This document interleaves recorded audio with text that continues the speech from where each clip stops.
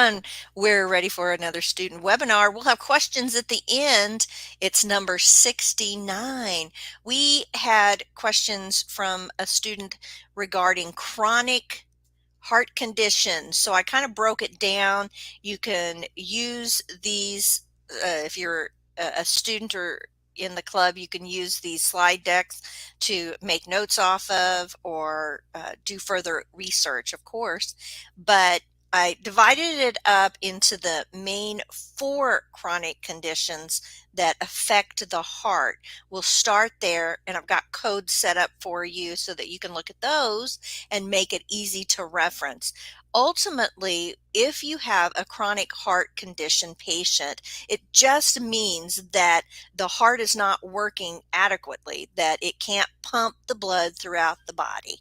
There are several reasons why, and we're going to focus on CAD, which is coronary artery disease, and we're going to focus on arrhythmias, as well as valve diseases and heart failure, or HF. Now, it's interesting to note, though, the reason you really want to pay attention to these conditions, especially these 4, is that 1 in 4 people in the US die of heart disease, and that means it's very prevalent in our daily coding scenario. So we want to understand the disease process, and we also want to understand the codes. Now, I didn't explain all of the codes. That is for your course. It's a much further delve into that, and so I'm giving you launching points for you to do further study. Otherwise, we'd be here all night. Not that I would complain, you know me, and enjoying getting to code off of conditions in the disease process. I really love that. I'd stay here all night with you to do that. Okay, let's start with CAD, coronary artery disease.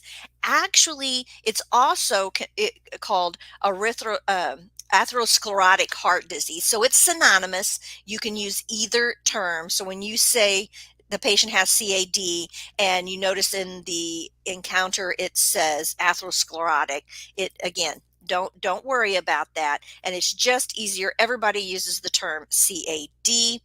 And what's unique about CAD is that it's the blood flow to the heart. And we're going to look at kind of the main term that divides each 4 of these. So when you think CAD, think flow. The flow of blood to the heart isn't adequate.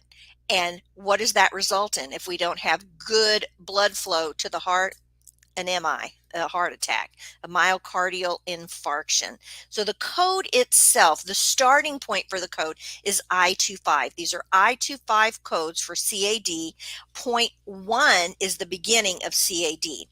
Now let's look at the note here that I've got regarding angina. Notice it says again, it's the arteries, the coronary arteries that lead to myocardial ischemia and infarction with resulting angina.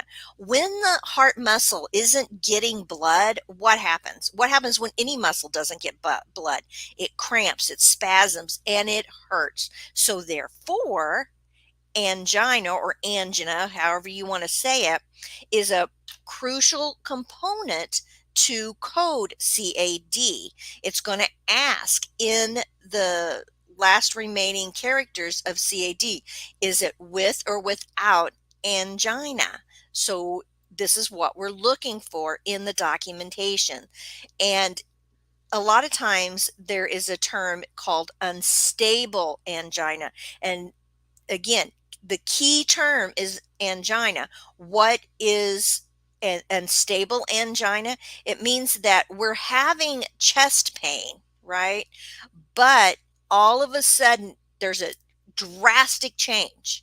Okay, it's one thing to have chest pain, and they'll give you nitro pills and stuff like that, but it's the frequency changes, the duration, the intensity, and when you have chest pain at rest, key. So you'll notice in the documentation when you're reading it that the provider will make a statement, resting chest pain, and then you're thinking unstable angina pectoris. um, Again, in the HPI, when you're reading that and the patient talks about having chest pain, your provider is going to be ruling out, okay, is this a respiratory problem in the chest? Is this a muscular problem in the chest, meaning the chest muscles?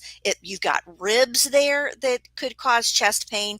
You could have GERD. The digestive system could cause chest pain. So there's really a lot of different conditions that they're starting to rule out when a patient has chest pain as a new onset, or something that they're coming for the first time on. And then they'll ask these really crucial questions that will tell them, uh, uh, give them a better idea how to rule out or test for something to verify. And you can have heartburn so bad that it feels like a heart attack. It can radiate down the left arm. It can make you break out into a sweat. It can be center chest and be painful and tight and heavy. But it usually happens after you've eaten something, or if you have an empty stomach over a long period of time. And it can go away when you take something like an antacid or so on. Whereas, a heart chest pain due to CAD is going to get worse upon movement. And again, depending on what medications or comorbidities there might be, that would indicate whether it is unstable angina, just chest pain, or something else that I mentioned. But ultimately, if you have this angina and then it starts happening when you're resting and there's a change, that means, hey, you're probably going to have a heart attack. You're going to have an MI. It's imminent. That's a classic sign. And so there's a protocol, and I can't remember the exact protocol now because I haven't worked on the ambulance and all that stuff in so long, but that it used to be something to the effect that you would take a nitro tablet, a sublingual nitro, and you would do it every 3 minutes or every 5 minutes. But if you took three in a row and it hasn't, taken care of the pain, the discomfort, then you're off to the hospital right away, that you're probably having a heart attack or you're about to have an MI. So again, those are things that you're going to look for to know if I-25.1 is the proper code, CAD. So I see everybody saying hello, so great out there. Take a moment to go ahead and click the like button, the thumbs up real quick for us. That helps us. I'll try to remember to tell you to do that, but if you do it right now, you won't forget. And that bell. So I want to give you some more information about angina itself, or angina. Either one is good to say. So that's, of course, the chest pain and the discomfort, and it just means you're not getting enough blood to some part of the heart. But if you're just having plain old simple angina and not unstable or angina pectoris, it is transient. That means it comes and goes. You can have it during stressful situation. If you've ever had kind of a panic attack, or I'll tell you what, if you've ever been speeding and a cop flashes their lights, or you see a cop, oh, man, that'll give you chest pain, won't it? I haven't had that ever happen to me, or maybe once in my lifetime, but I remember my heart race for a split second. It's like an adrenaline rush. You've heard people talk about that. And so again, the coronary circulation is been compromised, and of course this could be a blockage, a full blockage, which when you're looking at MIs, whether it's a complete blockage of a vessel or partial, meaning if it's a STEMI or a non-STEMI, we've talked about that before. Again, that angina will indicate that. The most common causes, though, because it's not just CAD that will cause angina, is the CAD is the most common, but there's three types: stable, unstable, and variant. And those are the three that you'll be indicating with those other characters. Good to know, I know. So let's talk about what stable signifies. If you're just, if you're having chest pain because you went out and shoveled the snow in the driveway, well, a healthy person could have that. And another thing they would say, if you're doing exercise or you're climbing the stairs and you have to start having chest pain, but it doesn't last very long. It doesn't last more than 5 minutes. And you go and you sit down and you rest and you calm down, it goes away. Or if you take a nitro pill and it goes away, that's stable.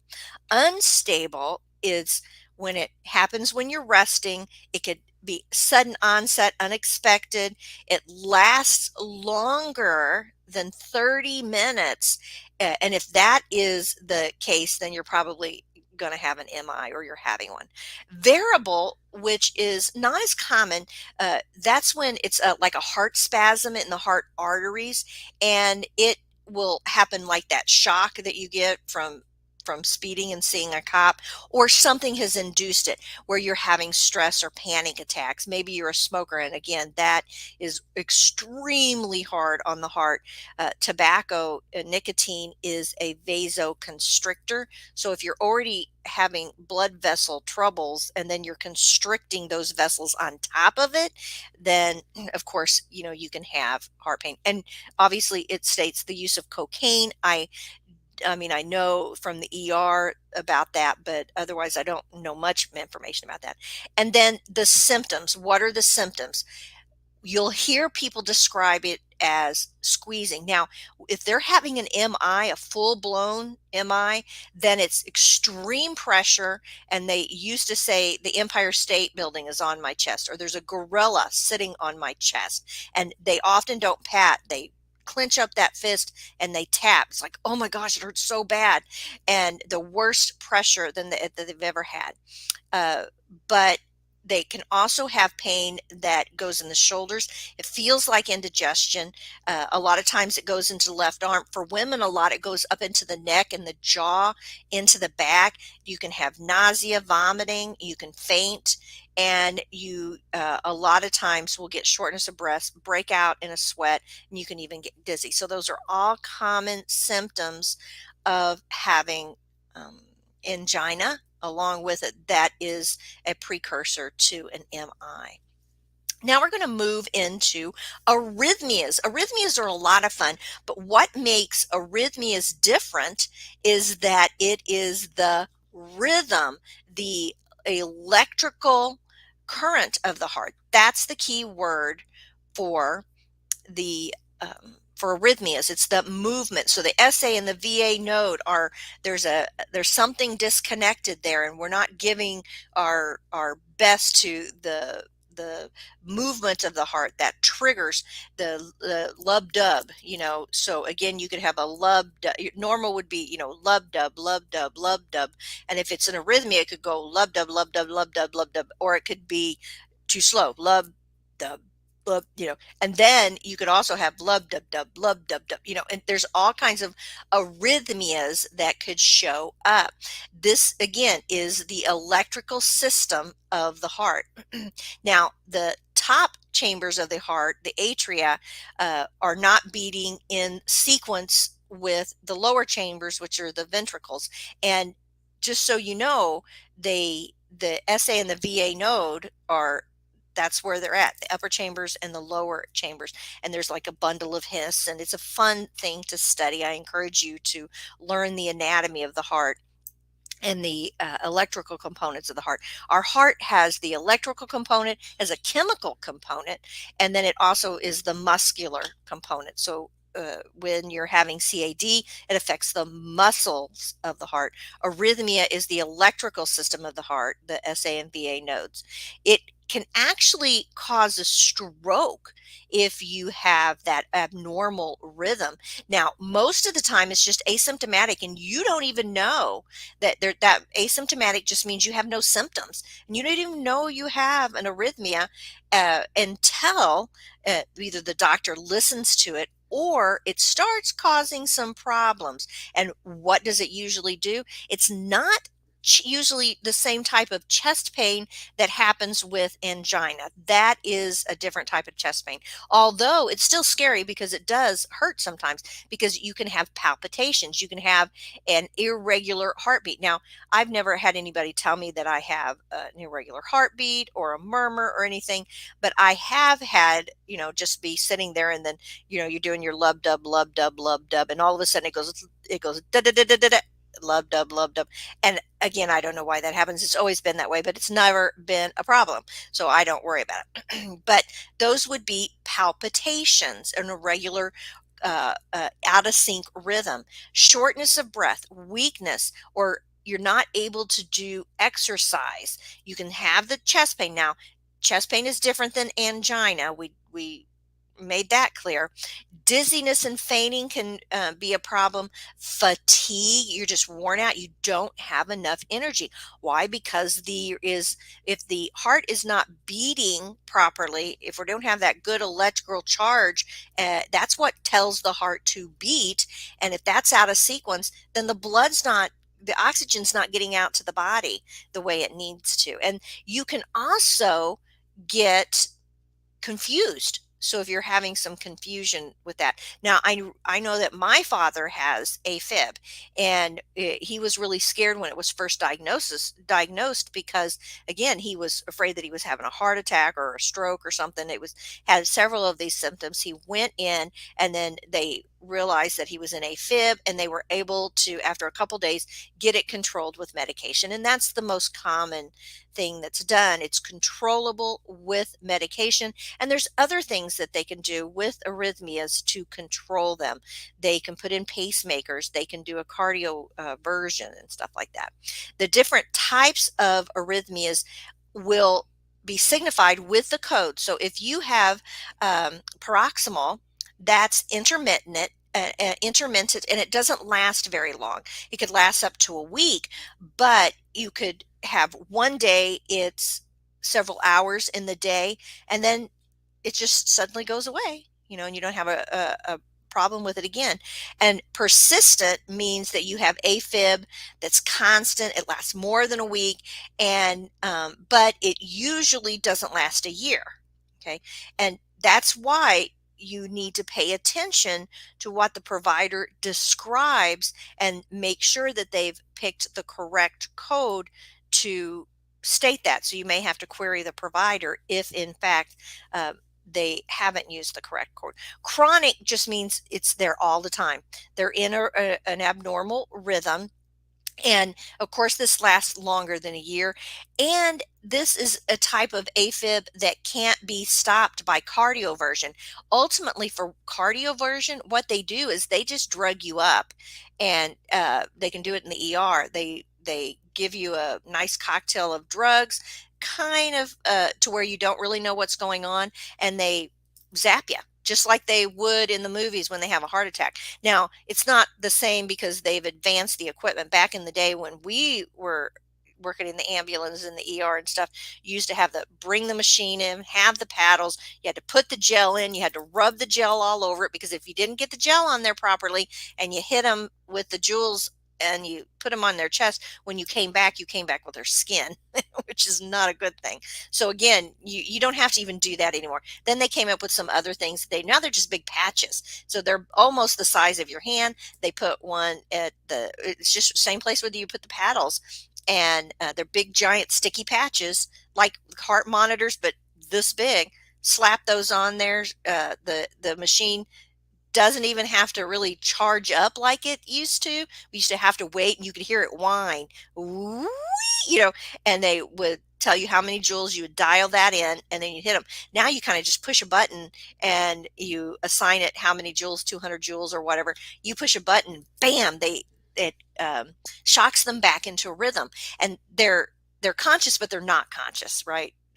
They will flop on the bed usually, unless they've had lots of cardioversions, they can have more than one. But some of them flop like a fish out of water, and but they don't really remember it. So so they can say that it's painful. I saw a doctor have it done once where he he would, every few years, he would get out of sync, and they were able to shock him back in rhythm, and he hardly jumped at all. You know, it was kind of like being tased. So it was really, really um, interesting. Donna says, and or see a blue arc. I I never saw a blue arc, so that's kind of that's old school. Yeah, and I've also now know I've seen people continue chest compressions while they um, shocked him, and he said he didn't hardly even feel it. So it's not the big scary thing. He felt a little buzz through his whole body, but it was used to you everybody, you know, they'd say clear, everybody stand to back and held up their hands, because if you didn't, you got shocked, and then they, the assumption, or maybe it happened, I'd never seen it happen, but you hit the floor because you just knocked your heart out of a rhythm, the normal rhythm. So again, chronic can't be fixed with cardioversion, so that's not indicated. And sometimes they'll just call it permanent. Unspecified, we want to stay away from unspecified, but there's a place for that, because if we don't know yet whether we're testing, doing more diagnostic testing, we're needing to see how long it lasts, what corrects it, what doesn't. We use unspecified until we find out. But if a patient's had AFib for over a year and we don't have specification yet, and it's still on their problem list, then, you know, or they've been to the cardiologist, then there's something wrong there. We need specificity, and those codes are we're going to show you here in just a moment. Now, note there's a difference between arterial fibrillation, which is AFib, and arterial flutter, which is different. Fibrillation is that irregular arterial beat, that upper chambers. The arterial flutter is a regular beat, but it's too fast. It's not, and it's beats more often than the lower chambers, which are the ventricles. So you, which it says you get two arterial beats to every one ventricle. So you know how normal would be lub dub, lub dub. This would be lub lub dub, lub lub dub, lub lub dub, and that is considered flutter. It is distinctly different than AFib, a arterial flutter, and it's not a flutter. They don't abbreviate that. It's almost always classified as arterial flutter. So you don't want to mess up that code. And if you're testing, they'll throw both of those codes in, and they're real close to each other. So this is kind of, I just, this image to show you, they can put you on an EKG, they can listen, but they can put you immediately on an EKG machine. This is what normal sinus rhythm looks like, and irregular rhythms look like. Patient, Krista says, patient has CAD, patient then has a cabbage. CAD will always code to a cabbage code. Yes, that is correct. That is correct. I25.7. And I've got a little thing here that I'm going to show you to explain that. Great thinking. You were thinking ahead, Krista. So these are the codes for arterial fibrillation. Will be an I48 code. But again, is it with or without angina? And there's other things that it will ask. But if it's ventricular, not arterial, but ventricular, those are not I48, those are I49 codes. And oh, Carrie says, what if the patient has both? You code both. They can have both. So you have fibrillation. This is ventricular. Fibrillation is 0.01. Flutter is 0.02. And those two are together right there. They start with a 0 and then 1 or 2. And then you can have SSS, which is sixth sinus syndrome, which is a 5. 8 is other specified cardiac arrhythmias, and 9 unspecified. Other is signified by the code set. Whenever you see that term other, we have a description, we have a definite diagnosis. There's not a code for it yet. And you notice we've got plenty of room in this range to add in the future if we need to. But don't ever think that unspecified is not to be used, because there's a place for that. If it's a new diagnosis, we don't have enough diagnostic tests done, and it would be unspecified till we get clarification to see that. The Jane said, and what is the widowmaker? Well, you know, we've talked about the widowmaker before. That's a very asymptomatic, doesn't have many signs and symptoms, and it until you just drop dead. So I can't remember Donna says it's the left main MI, a myocardial infarction on the left. So yeah, I'd have to double check which one that is. I get them confused. If I tried, I would tell you the wrong thing, then I would be embarrassed. But that would be okay because then you guys could all put in the chat and say, "Oh yes, you know, that's the wrong one." So now we're going to move on to valve disease, heart valve disease. Be careful because there's valves all over the body, and we want to make sure that you're going to look up disease, then you're going to look up valve, and then you're going to look up heart to be able to get the proper one. Now, ultimately, what this does is it damages. So we have the flow. We've not talked about flow. We've talked about the electrical component. Now we're talking about damage to the heart. And you have 4 valves in the heart. You have the aortic, mitral, tricuspid, and pulmonary valve. This is a really good photo that came with the program that we use to make these slides, and it really gives you a good indication of what those valves look like and how they're distinctly different. That pulmonary valve, you can just barely see it as it's a cutout going into the pulmonary vein, and then kind of a cross section of those others, the mitral and tricuspid. So when we look at heart valve damage, there's 2 main types. Okay, there's non-rheumatic and rheumatic. So let's look at the non-rheumatic first. Those are going to be I35 codes for but notice the differences here. I35.0 is stenosis. So we have stenosis of the heart valve, of the valve, which just means it's hardened, right? It's gotten stenotic. It that would mean that it needs to go in and out like this, right? Which they're shaped different, but if you do it with your fingers, they've got to be able to do this smoothly. And if they're all hard, then they can't get together and do their job. I35.1 is regurgitation. Now, regurgitation, I believe, only happens in one area. I could be wrong, but regurgitation means that it's not closing properly. So instead of it doing this and closing on top of each other like this, it is going up and then it's not closing properly and it's going whoosh. So it's doing this, and then that it's got a backflow, which can enlarge the heart. But regurgitation is very neat.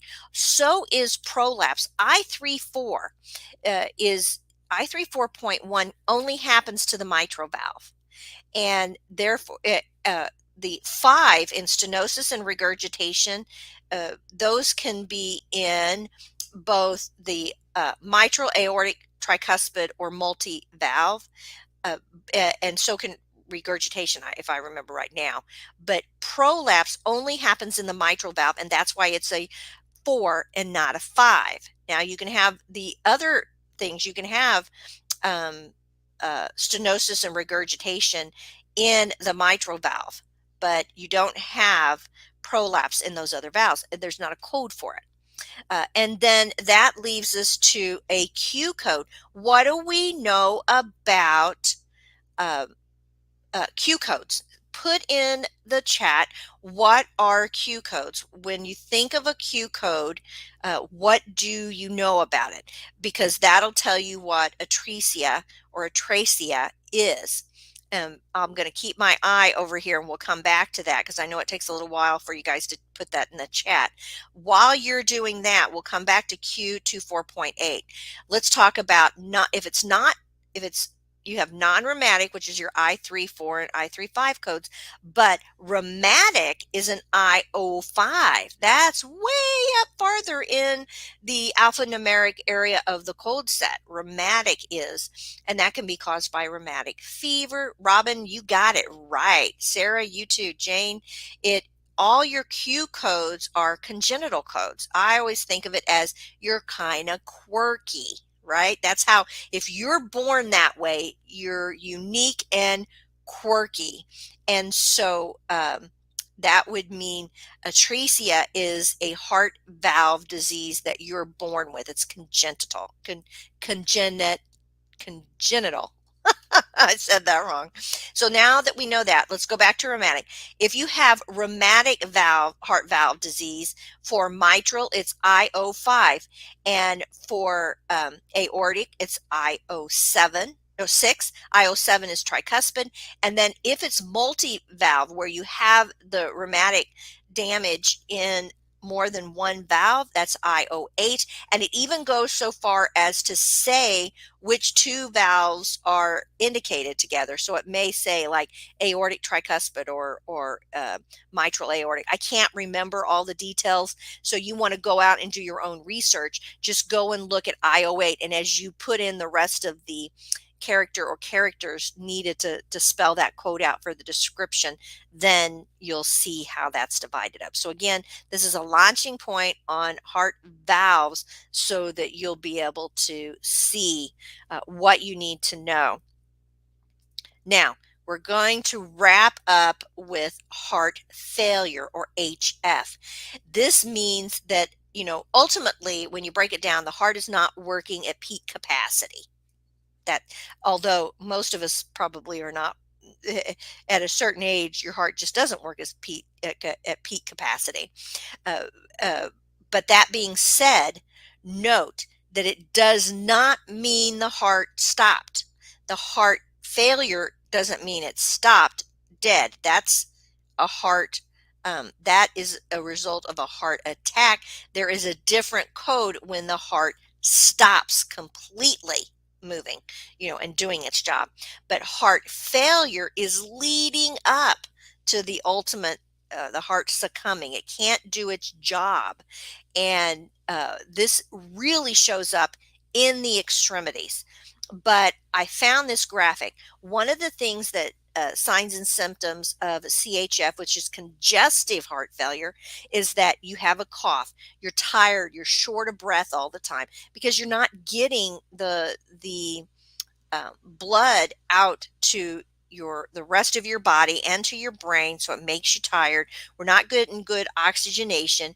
You have fluid that builds up in the lungs, and you also have a lot of times your abdomen will swell up with fluids. Those are called ascites. So you got a really round belly.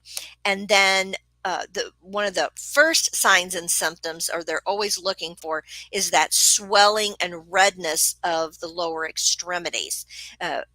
Very, very big giveaway that if you're swelling and you can't get that swelling under control, that's CHF. Yeah, and that, so people that have CHF are always on water pills, a lot of times Lasix, and then they're just kind of keep the fluid out of the body. Because the heart is backed up and not able to do its job properly. So let's talk about those codes. Heart failure, or HF codes, are I50 codes. And look how specific we can get. The most common code used is I50.9, but that really is one that bugs me a lot because it's not a catch-all. If a patient has CHF and they've gone on and done any testing pretty much, especially if they've already gone to the cardiologist, they're going to have a higher specificity in that code. And we need to know what part of the heart is exhibiting the failure. It tells so much about the disease process itself. So again, there is a reason to use I50.9. It's a new diagnosis. We are doing testing. We're sending them to the cardiologist to get a second opinion. And then, if they've had it for very long at all, we need to know specificity. And so let's look at point one is left ventricular failure, unspecified. Okay. Now, If you got a 2, that's systolic heart failure, and 3 is diastolic heart failure. Now, it goes on to give more definition with that last character. I'll let you use this as a launching point to do more study for yourself. But then we get into combined, and that's systolic and diastolic heart failure. So both sides of the heart are failing. Other HF, which is 8, because again, most of the time, other is signified by an 8, nines are signified by unspecified, not 100% of the time, but probably 89.4% of the time it is. And then, of course, we've already discussed I50.9 being unspecified. We really want to know the most common once they get that specificity is probably going to be a 2 or a 3. That's what I see a lot of times. And you can go and look at the testing that's been done, and the cardiologist will say systolic heart failure, or they can see it, they'll even sometimes put it on the EKG. So again, you cannot code off that. It still has to be specified in the encounter, but you can use that to query the provider and say, if you're at the PCP, the cardiologist said systolic heart failure, I50.2, whatever would be more applicable. All right. Let's see. Oh, Jane says, let's see. She says, the ICD-10 manual, if patient has a diagnosis of heart failure, I50, and hypertension should be coded as I11, not I10. But if heart failure, but it gives heart failure, which can be different kinds of heart illnesses. Right, correct. That is correct. I know I didn't read that very smoothly, but that is correct. It I11 is hypertension associated to something else. So I10 means no association with anything else, right? I11 is, hey, the heart has an issue. I12 means the kidneys in the heart have an issue. And I13 is hypertension with the heart having the issue, the kidneys, as well as HF, having HF. So absolutely. Yeah. And any kind of heart failure has got a pacemaker built into the body, then add the diagnosis of Z95. That is absolutely correct. There is Z95. There's a lot of Z95 codes.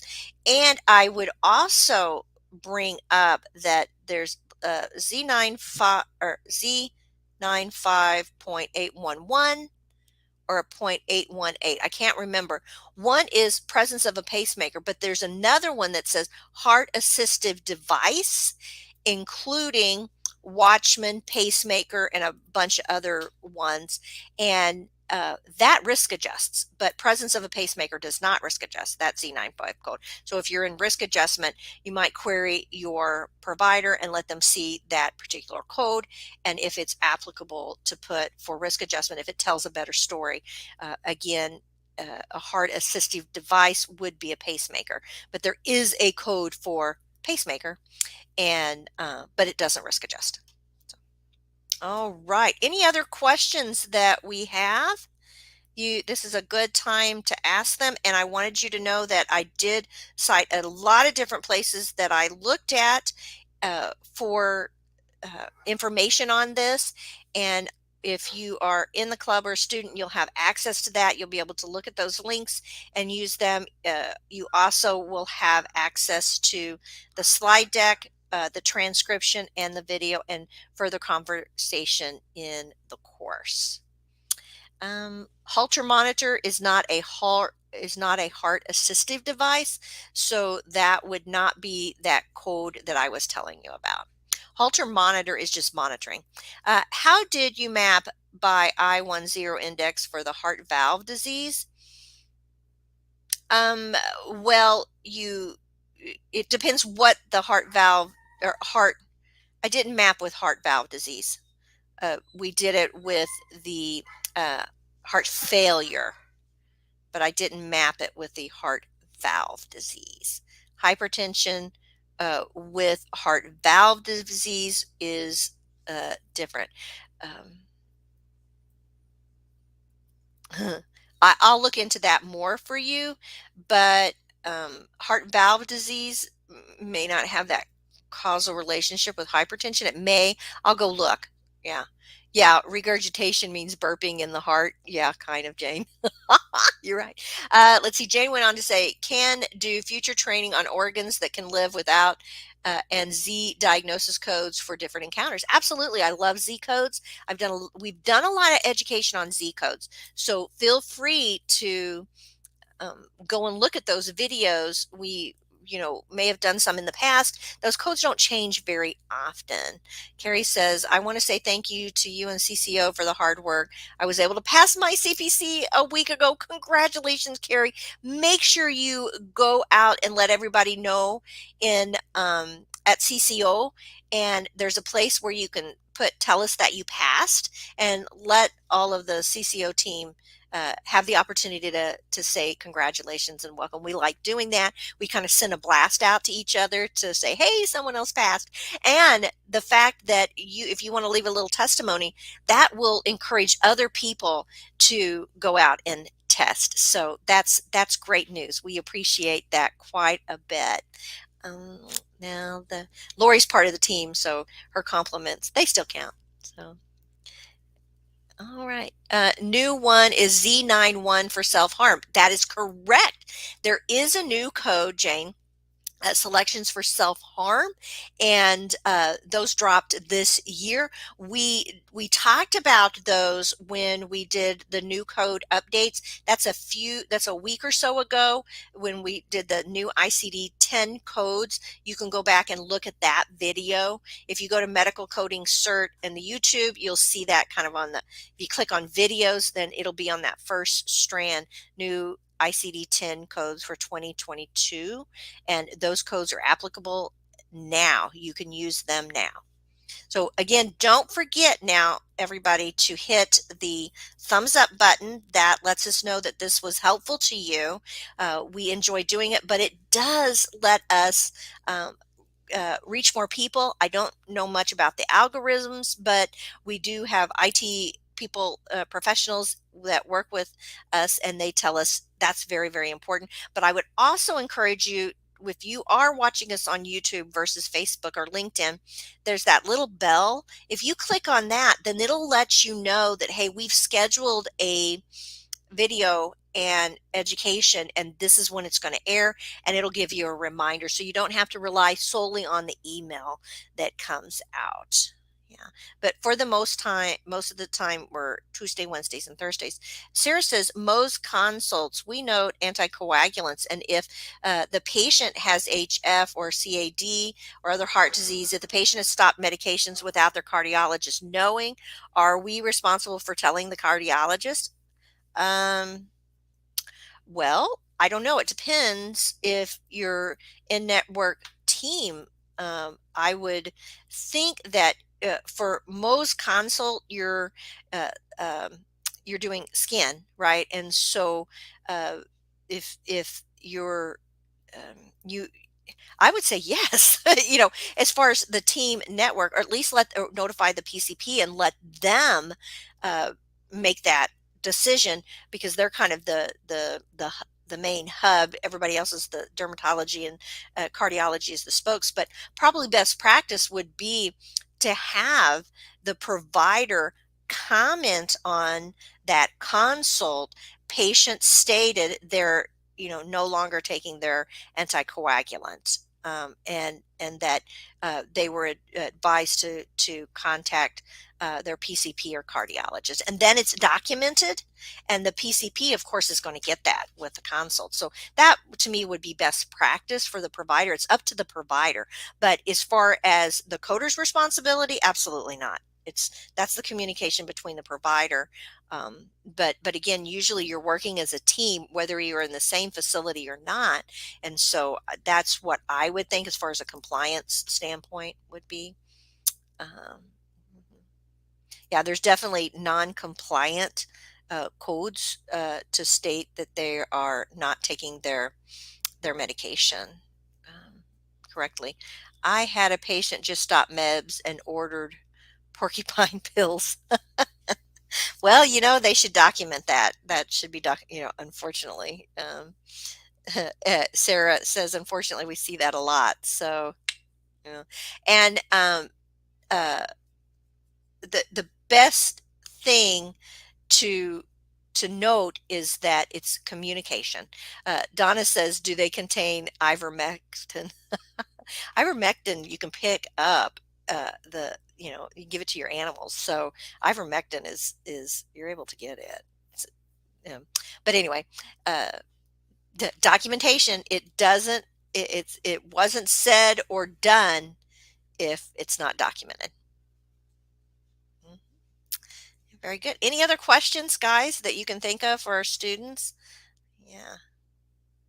And you can absolutely send your topics to the cco.us/club and let us know if there's a particular area. If you would like more information about those Z codes, we'll put that on our event list and break those down. Now, Z codes are extremely broad. So we may talk about what I think in the past we did a webinar on the Z codes themselves and divided up what they were, what you will find in Z codes. So you might want to do a search on our YouTube channel and look for anything that we did with Z codes. So I kind of remember doing that. Maybe we need to do another one and break out those areas a little bit. We can do that for you. Anything you need, we're willing to educate you on. All right. Well, then we'll wrap up, and thank you so much for joining us. Don't forget those thumbs, and feel free to share these videos. Again, they are free to the public, but all the extra perks and everything come out with, our for our club members and our students. You might want to subscribe or let other people know about us, and they can subscribe to us as well. All right. Thanks, guys. Do you need more medical certification and business training? Learn more at www.cco.us.